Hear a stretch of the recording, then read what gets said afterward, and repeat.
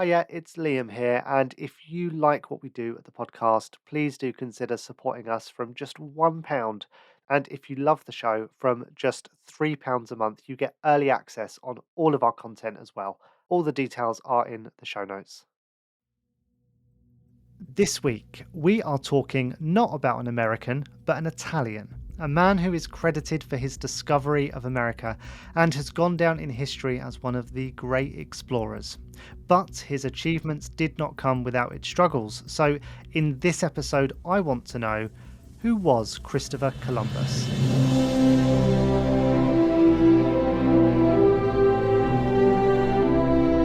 Welcome to America, a history podcast. I'm Liam Heffernan, and every week we answer a different question to understand the people, the places, and the events that make the USA what it is today.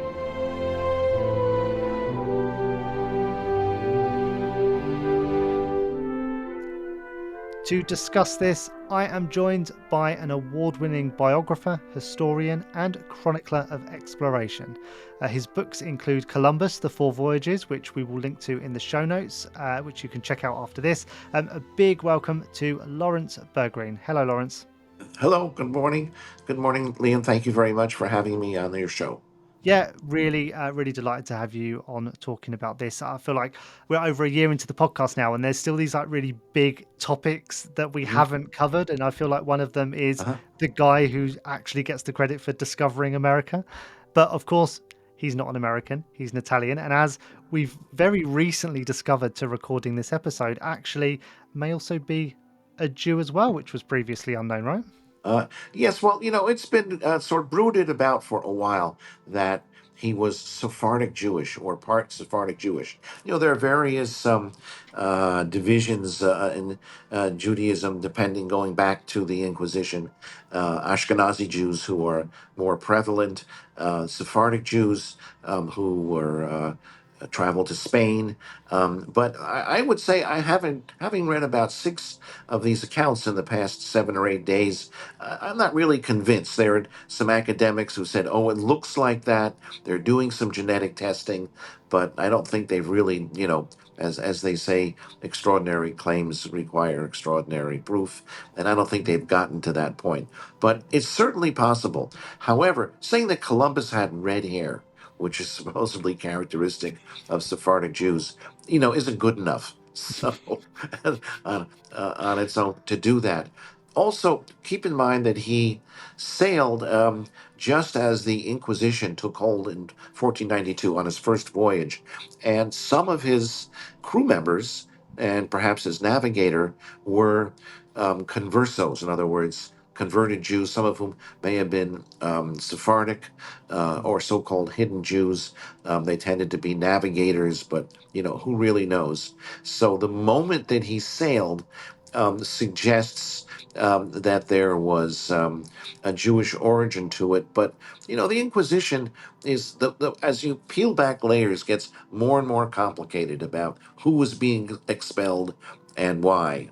Anyway, Ferdinand and Isabella's loss was the New World's gate. Oh, that's another controversy. As they say, so where you sit depends on where you stand. If we were talking about it from an American point of view, we would say, well, there was nothing to discover about America. It had been, inhabited by people for centuries, if not millennia. Yeah, of So course. it was being rediscovered by Europeans. Whether Columbus was the first European or is on his first voyage, it's not clear. There may have been some other voyages, and their records were lost. This is a long time ago. So keep in mind, he never knew this that America existed. He was looking for India, in other words, China.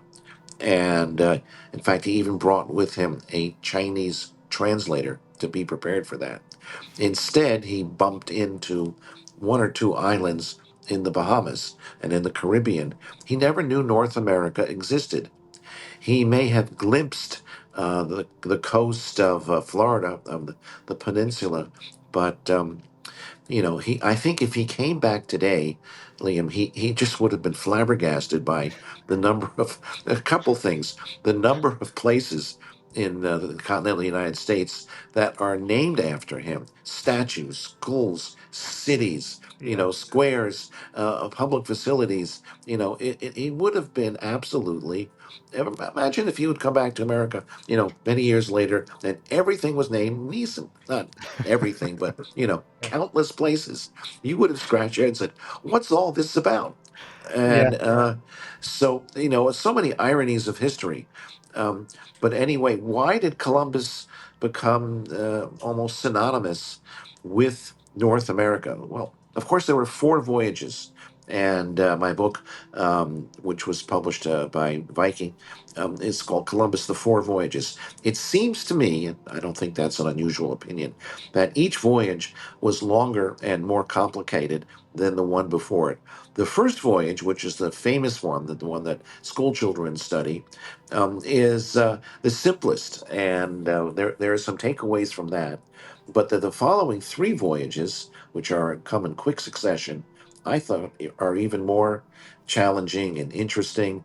You begin to see the darker side, if you will, of Columbus emerge as he decides it might be a good idea to exploit or enslave the people whom he encounters along the way.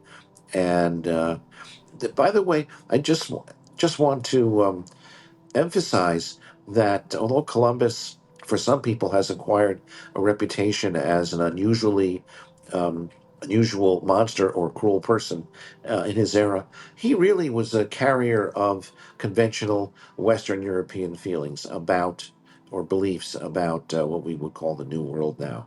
Mm. And he did not stand out for his cruelty. There were others like him who had the same points of view. Ferdinand and Isabella shared at that wholeheartedly. So he was not sent, on a mission to destroy a culture. He did, it seems to me, and he writes extensively about it, have a kind of messianic interpretation of what he was doing. And at several times, when he's in a storm, particularly in these voyages, he writes about, or people recall him saying, that he was hearing the voice of God.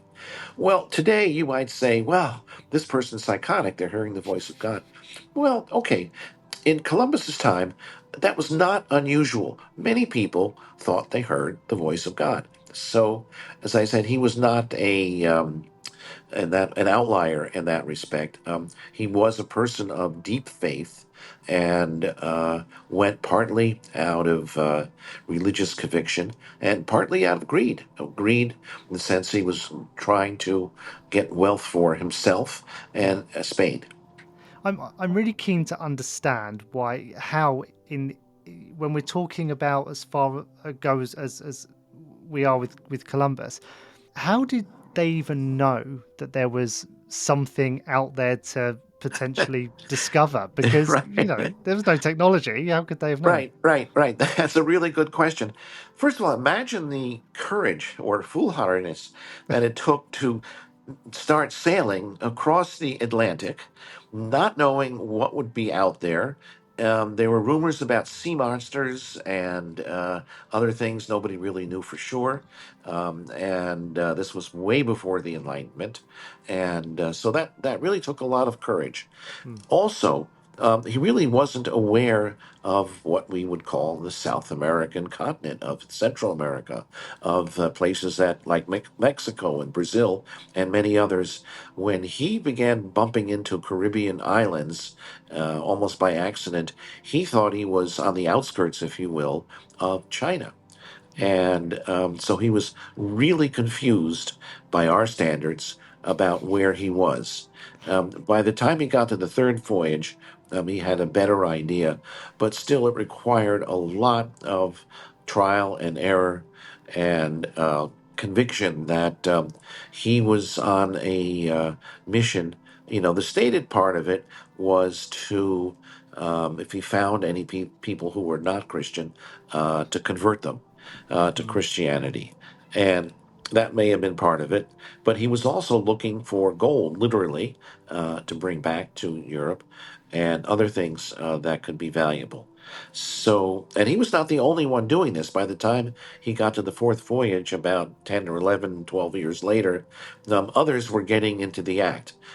He was the pioneer, but they, in some ways, they were one-upping him. Eventually, Francis Drake, sailing for Queen Elizabeth in England, as you well know, was able to build on the exploits of Columbus and later on Magellan, Yeah. and sail with relative confidence. Ease is probably pushing it, but circumnavigate the globe. But he was also not in a way driven or hampered, if you will, by a messianic goal. It was a Mm. purely imperialistic and piratical one. He also had a sense of humor.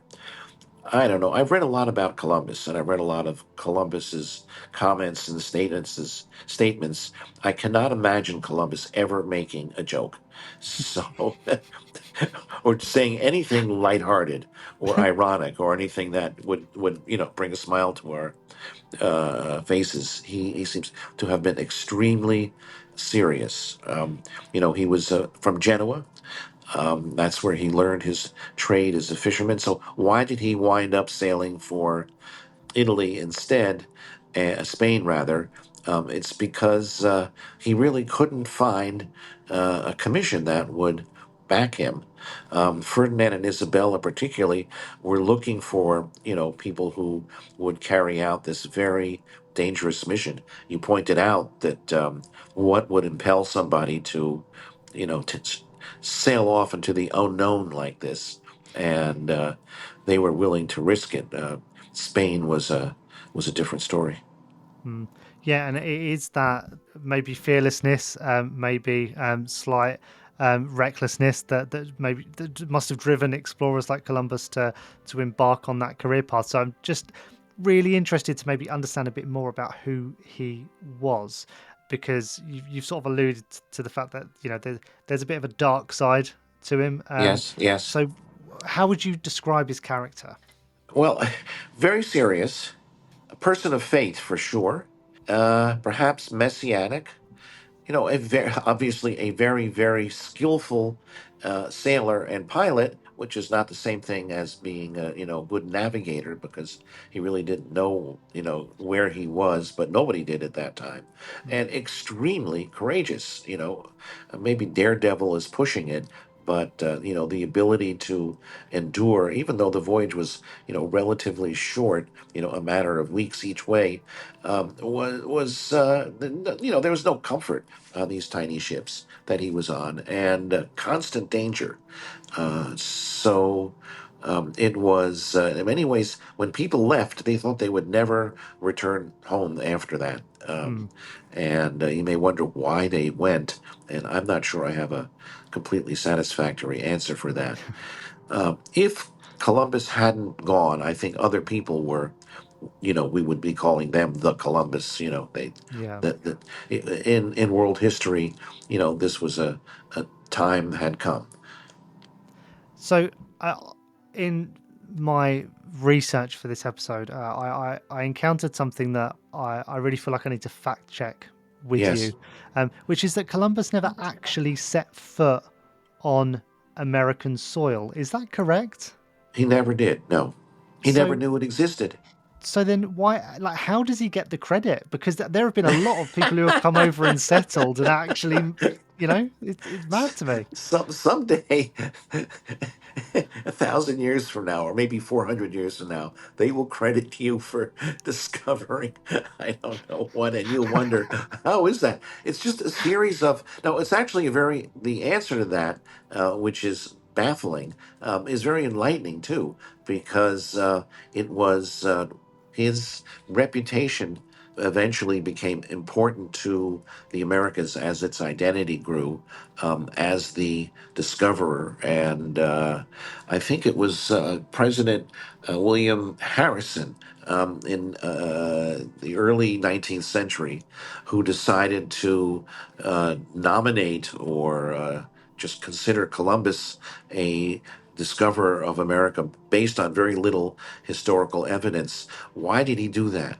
Well, because by this point, a number of Italians had emigrated to the United States, and it was a political move on his part. He wanted to curry favor with them, and I think it worked.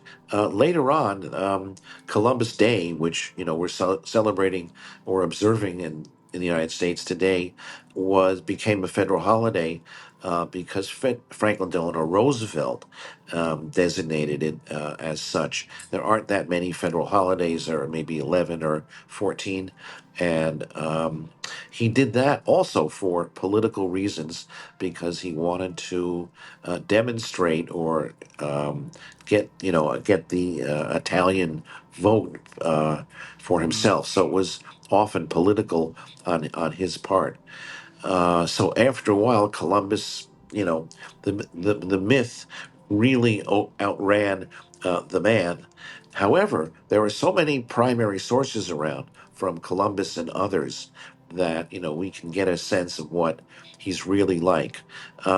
We don't have too many accounts of Columbus from the so-called indigenous people, the people who were already in North America. So that part can only be speculated on. So there are still many fascinating loopholes that are so intriguing. The record, I don't know if it will ever be complete because mm, we know a lot, but we really don't know everything. We can also infer things. By the time Columbus got to his fourth voyage, he was no longer had the backing of Ferdinand and Isabella, was sailing more or less on his own, and was beginning. People say, "Oh, he was losing his mind." I'm not sure what that means. He was certainly more vulnerable, physically and psychologically, and was still chasing a an illusion or illusion kind of an ideal that kept receding into the distance. By mm, that time, history had overtaken him, and he seemed, even only 10 or 12 years later, something from the quote distant past. So it was mm. the first one or two or maybe three voyages, which are the robust Columbus exhibitions. I think he's constantly being reevaluated in terms of political realities in the United States and other places. For example, he's in the past few years. Uh, we mentioned his possible Sephardic Jewish origins.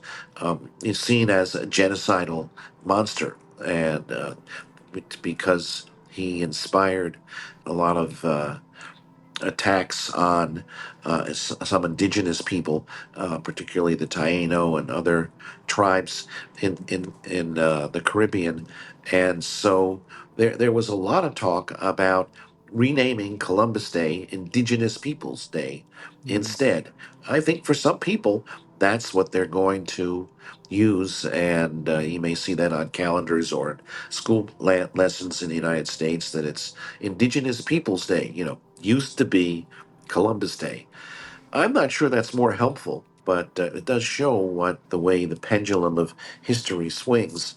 And There's definitely a debate there, isn't there, that has surfaced more recently around how we remember particular individuals, and it seems to center yes, around statues and these things that are seen yes, as celebrations of people that are then being torn down. I mean, there's definitely become a more problematic narrative around Columbus yes. that makes him less popular than maybe he was before. But does that mean we should tear down statues? Does that mean we should, try and forget about Columbus? I think the way you're asking the question, suggests the answer, which is, I think, the correct one, which is no. But I think we should try and keep a more balanced view of Columbus, which is, first of all, grounded in reality, Mm, and also keeps a sense of what his real accomplishments are. And you may say, well, it's not such a pretty picture. Keep in mind that the idea of exploration and discovery that is a commonplace or second nature to us isn't necessarily the same for everyone, and it's a recent invention. Not until the 18th century did that idea of a scientific or exploratory voyage really exist. It certainly didn't exist in Columbus's time, and Mm. people didn't go for the scientific return. They went for specific, in Columbus's case, religious and material goals, or what we would call colonialism. Yeah, and do you think that's maybe why it was so easy for people like Columbus and others in his profession to develop almost a god complex because they're discovering new parts of the world and you know Yes. Yeah, I think that's an interesting idea that they would have an exalted sense of their self importance. Well, mm, they were important because they were, pushing back the boundaries of what we knew and adding new elements of the history, which would require, several further revisions to the significance of what they did. mm, Some of this came much later, as recently as the 20th and 21st century. The Columbian Exchange, I don't know if you're familiar with that term. mhm, This was identified by an academic maybe in the 1960s. The Columbian Exchange, again, this is something that Columbus himself would have scratched his head about, said, what are you talking about? Was items that he transferred intentionally or usually accidentally from the old world to the new to simplify it. And some of these are agricultural problems. Interesting slip. Products, and some of this was animals. I'm not sure. I think a lot of cattle or horses or other things did not exist in North America before Columbus got there. So he was the one to introduce them to the New World, not intentionally to say, aha, let's see what happens, if we bring them, but they came along because he needed them. And then there were other items as well that had to do with food, and which made a big difference. And it transformed the economies in both the old world and the new. Before Columbus, there were no tomatoes in Italy. Now it's sort of hard to imagine Italy without tomatoes and tomato sauce. But that was one of the things that he transferred, and there were other items as well that seemed like staples to us, but they weren't necessarily always there before him. mm, You also wonder about lost items that might have been or almost were, and we just don't know about, that fell through the cracks of history. But mm, this is why his voyages, people keep returning to it, partly because they're sort of multifaceted and controversial, and partly because, they really, intentionally or not, broke through so many barriers or boundaries. Um, the world was really a different place after Columbus finished these voyages. He, by the way, was sort of in disgrace and died, broken in health. He was considered by some to be almost a religious figure. His corpse, parts of his corpse are buried in three different places. I was thinking about this because of the scientists or who were studying, his genetic remains, and I mm. was wondering, where did they get it from? Because I think his heart's in one place, and other parts of his body are in other places, and is it really Columbus? To begin with, Yeah. so it raises a lot of questions about how we understand the past. Yeah, and just for context here, so what time period are we talking about? When was he born and when did he die and where? Oh, well, he was born in Genoa, and he was his father was a fisherman. He claimed to have Columbus claimed to have a fairly rigorous education, but it was not really by our standards. And still, he was fairly learned, but he was a commercial fisherman. That was he wasn't the occupation of explorer didn't really Mm. exist. And people's information about in the West about what the rest of the world was like, a lot of it came from the travels of Marco Polo. We think of Marco Polo, who came even earlier, who might have been real or might have been not, but was actually a real person, Mm. and had went to his father and uncle had gone to China to twice, first earlier on their own, and then again with Marco and some others. And so when people thought about going to explore, they were not going in for conquest. They were going along to what's now often called the Silk Road, to trade with Kublai Khan and others in Mongolia and China. So that was most Europeans' idea, and that was 200 years earlier, of what uh, discovery and exploration and international or global commerce would be like. How do we Mm. even know about the Marco Polo is unusual, because when he came back to the United States, he expected to live in peace and quiet, but he was actually captured in a naval battle, and was thrown into prison in, I think it was Genoa, but I think this was a VIP prison. And because he was well known for talking and bragging about his exploits in China and with Kublai Khan and others, somebody said, get this man somebody to write all this down, whether it's true or not. And there was a second tier poet named Ramusio, Mm. who became his cellmate and wrote down a lot of the adventures of Marco Polo. I think with a somewhat skeptical eye, but that was the best record. We don't really have too much of it, if any, in Marco Polo's own words. It's a secondhand, somewhat random account. Nor was it chronological.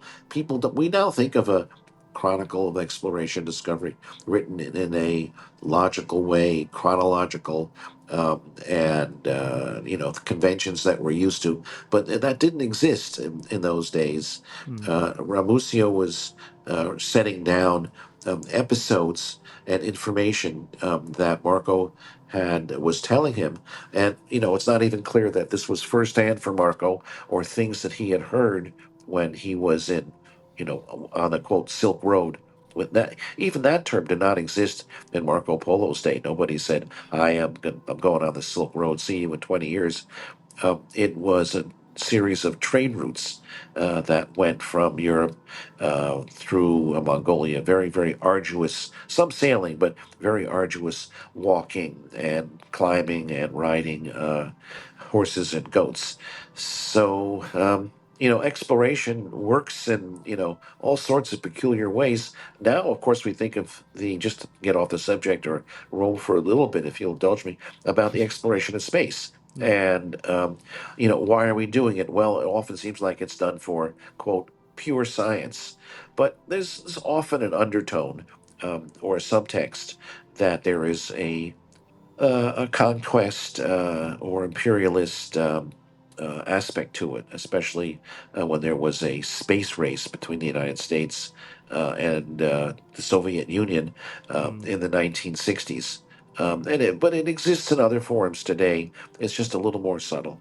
Yeah, and it's a good parallel to draw, because nowadays, obviously, and again, even today now, there is this re-emerging space race, albeit not to the moon, but to Mars and beyond. Yes.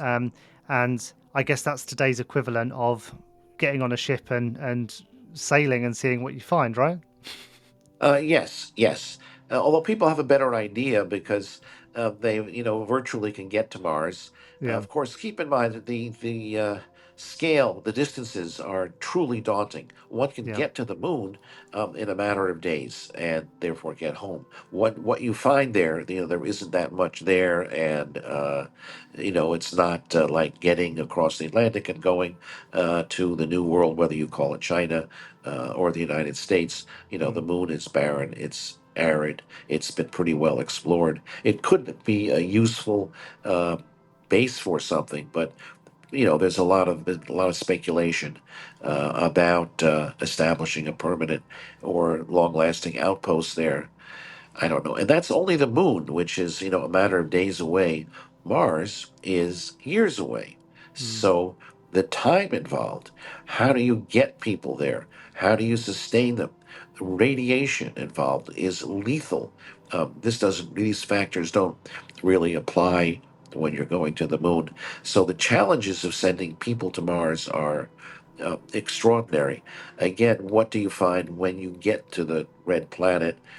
It's as arid as the moon. There's speculation that there may be all sorts of wonderful subterranean wealth of platinum and gold and God knows what else that might be there, but no mm. one knows for sure. But it is not a land of milk and honey, to put it mildly.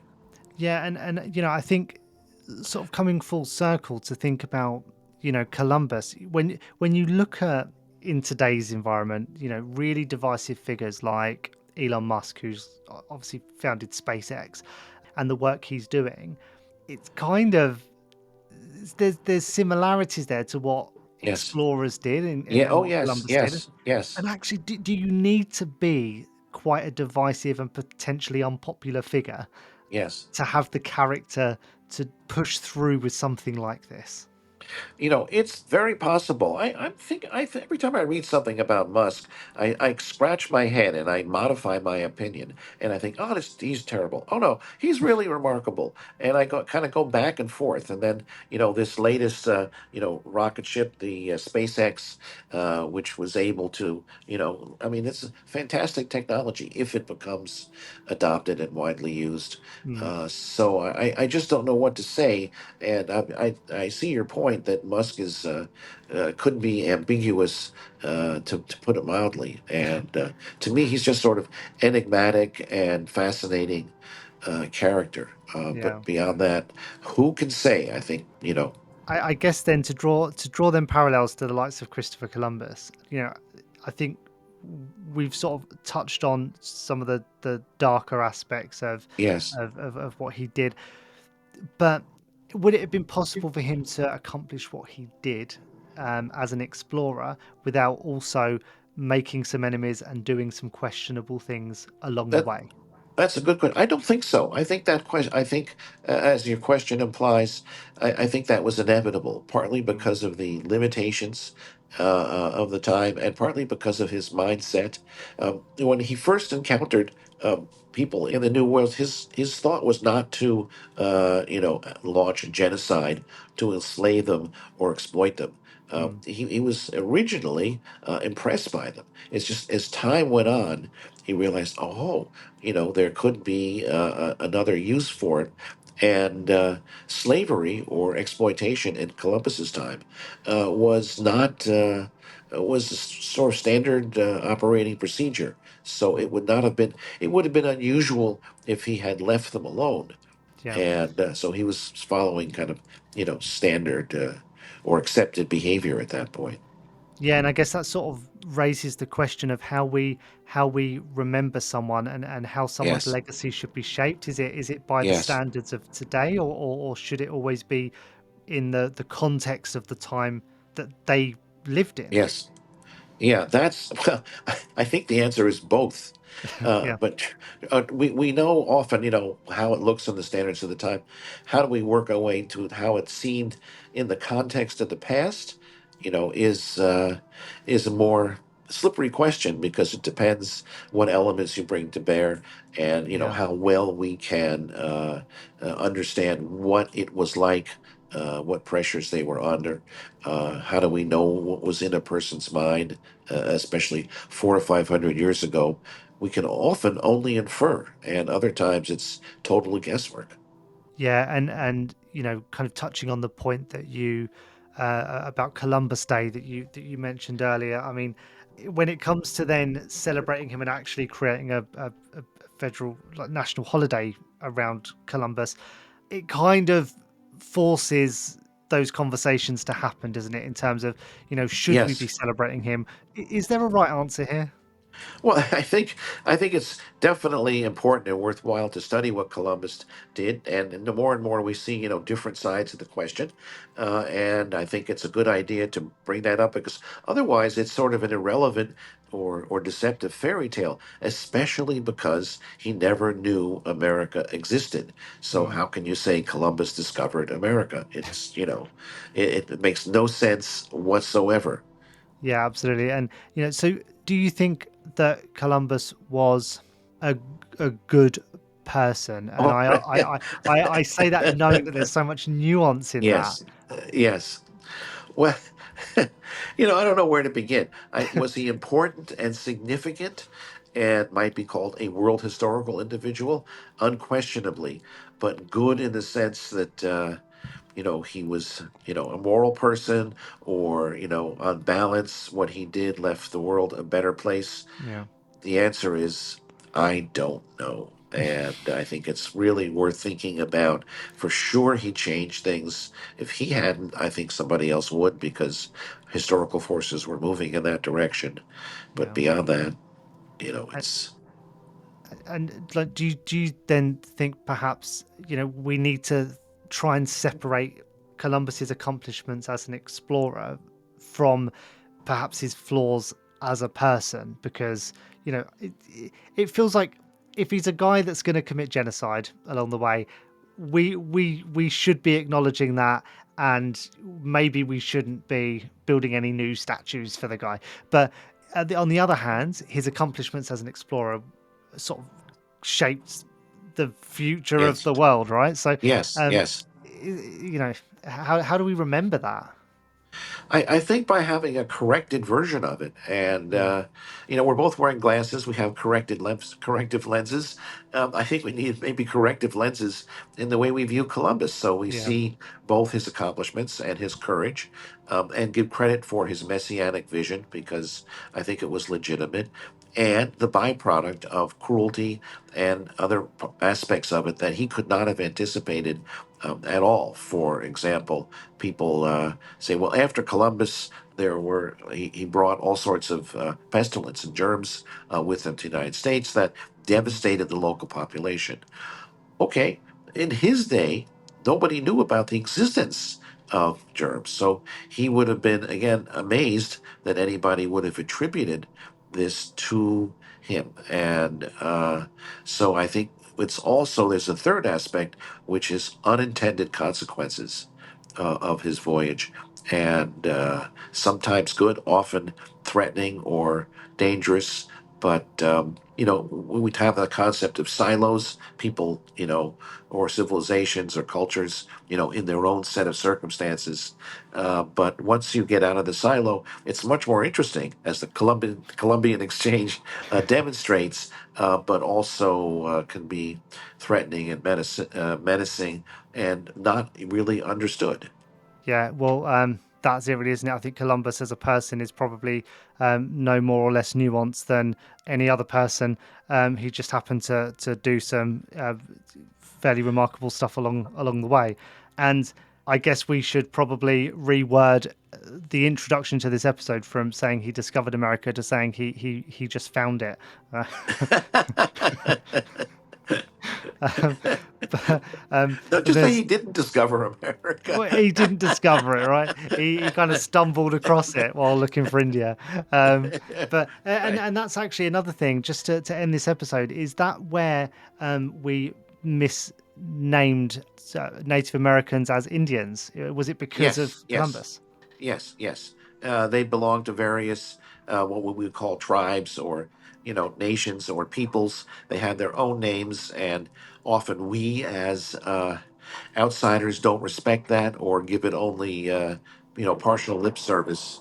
And so yes, I so much of it is a matter of perspective and what you know, and I think that's what makes exploration so exciting is pushing back on these boundaries, widening them, and bringing more into the field of view than you had before. Absolutely, and still no less relevant today as we, I guess, pivot exploration from being on our own planet to further afield, as we're now seeing with SpaceX. Yes. But I think.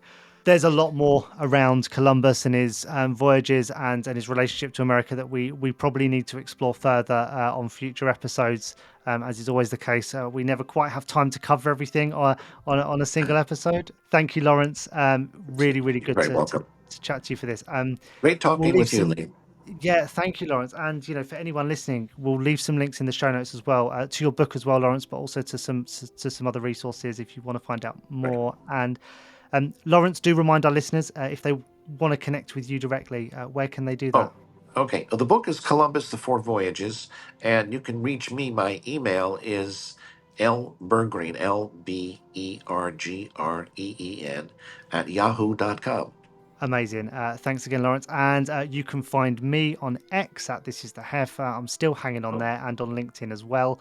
And if you are listening to this and you enjoy the podcast, do take 10 seconds out of your day to leave us a rating and a review. It bumps us up the algorithms and helps people find us, which makes us really happy and we'll be really grateful for that. And if you click follow, then all future episodes will drop magically into your feed as well. Thank you so much for listening and goodbye.